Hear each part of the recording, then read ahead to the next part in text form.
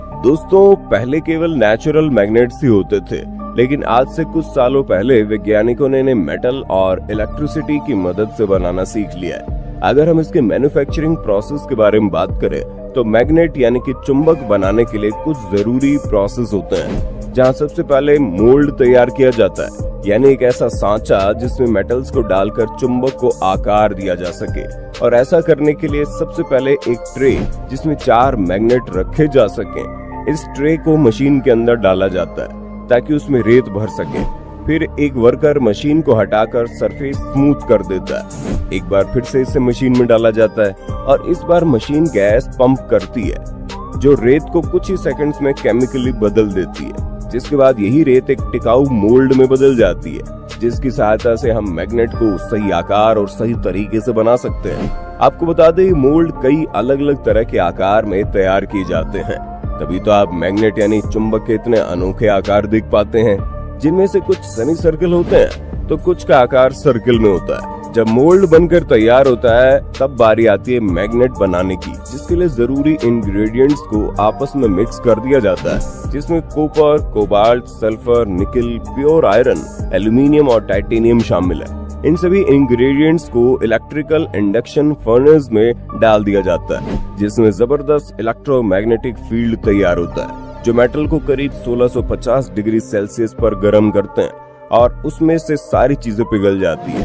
अब इन्हीं पिघले हुए मेटल्स को मोल्ड में डाल दिया जाता है। जो गैस रेत को सख्त कर देती है वो बहुत ही ज्यादा तेज ज्वलनशील होती है, जिस वजह से मोल्ड आग पकड़ लेते हैं। जलते हुए इन मोल्ड को फैक्ट्री में दूसरी जगह ले जाया जाता है, जहां पर वर्कर्स इन्हें जमीन पर पटक देते हैं और फिर हथौड़े से पीट कर खोलते हैं। इससे हवा अंदर जाती है और मोल्ड ठंडा होता है। सभी टुकड़ों को एक बड़े से बिल में रखा जाता है और फिर रेत के टुकड़ों को मोल्ड से अलग करने का काम किया जाता है। और क्या आपको मालूम है इस काम के लिए किस चीज की मदद ली जाती है?